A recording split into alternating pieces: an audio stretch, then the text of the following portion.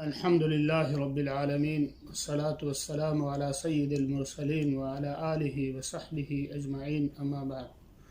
قال النبي صلى الله عليه وسلم: ليس منا من لم يرحم صغيرنا ولم يعرف شرف كبيرنا. رواه ترمذی.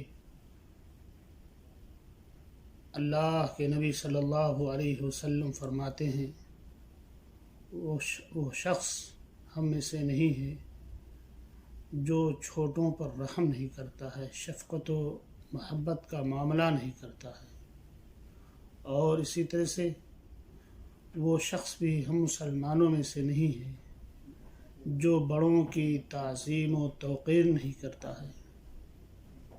میرے بھائیوں اور دوستو، اسلام نے ہمیں اور آپ کو یہ ادب سکھلایا ہے کہ اپنے سے چھوٹوں پر شفقت و محبت اور پیار کا معاملہ کیا جائے، اور اپنے سے بڑوں کا احترام اور ادب کیا جائے۔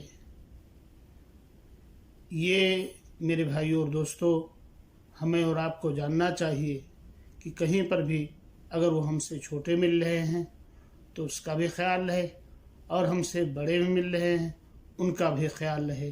اللہ رب العالمین سے دعا ہے کہ اللہ رب العالمین ہمیں چھوٹوں اور بڑوں کے حقوق کو پہچاننے کی توفیق عطا فرمائے اور اس پر عمل کی توفیق عنایت فرمائے۔